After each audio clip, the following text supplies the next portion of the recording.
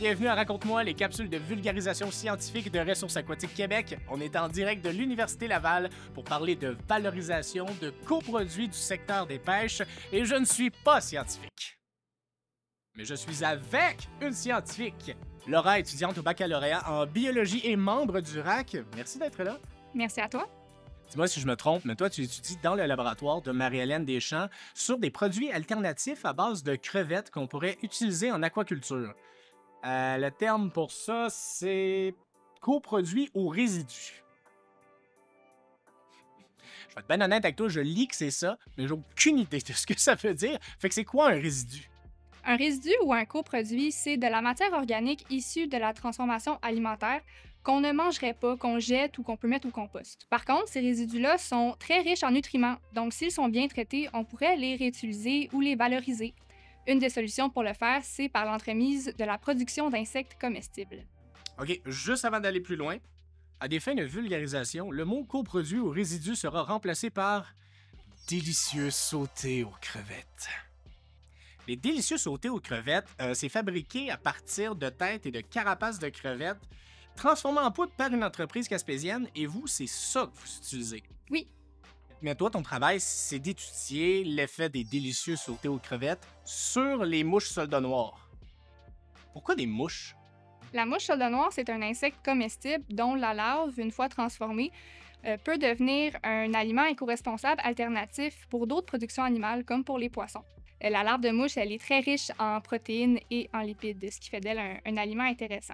C'est un insecte qui a plusieurs super pouvoirs. Le premier, c'est qu'elle est capable de se nourrir sur une très grande diversité de matières organiques résiduelles. Son cycle de vie est relativement court et on est capable de l'élever dans des conditions artificielles relativement facilement. Quand on a discuté la première fois, tu m'as expliqué que toi, tu étudiais la bioconversion, c'est-à-dire l'effet de la diète à base de délicieux sautés aux crevettes. Mais comment qu'on fait pour étudier la diète d'une mouche? Il y a plusieurs types de données différentes et complémentaires qu'on peut aller chercher pour étudier l'effet d'une diète sur tout le cycle de vie de la mouche, en commençant par la bioconversion larvaire. La bioconversion, c'est la capacité des larves à concentrer, transformer et utiliser les nutriments qui sont présents dans son alimentation. Pour étudier la bioconversion, on peut par exemple faire le suivi du poids et des grandeurs des larves tout au long de leur croissance. On peut aussi avoir des calculs qui vont nous donner des précisions sur des paramètres de la bioconversion, comme le taux de conversion des protéines, par exemple.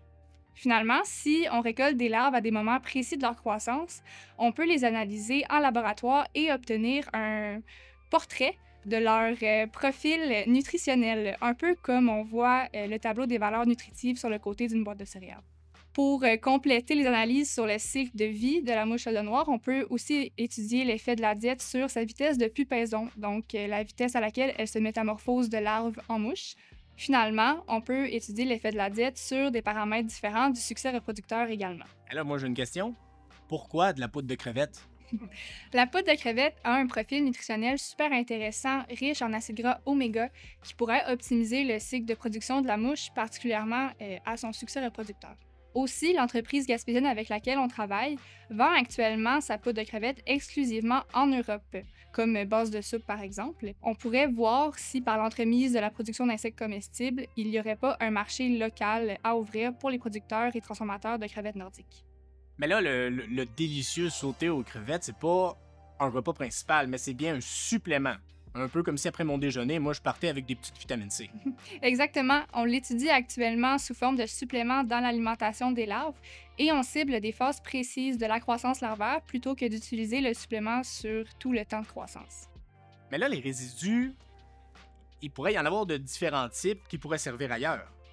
Exactement. La poudre de crevette, c'est un exemple parmi tant d'autres de résidus agroalimentaires du secteur des pêches qui pourraient être valorisés par l'entremise de la production d'insectes comestibles, qui est d'ailleurs un secteur en émergence pour répondre à l'enjeu de valorisation de coproduits. Merci beaucoup, Laura, pour cette entrevue. Merci à toi. Si mon orienteur m'avait dit en secondaire 3 que de faire de délicieux sautés aux crevettes pour les mouches était un métier, moi j'aurais consacré ma vie à faire de redoutables clubs sandwich pour les têtards ou de bonnes pâtes au pesto pour les pétoncles. Non, t'as rien compris. On se retrouve dans un prochain épisode. J'ai faim, moi.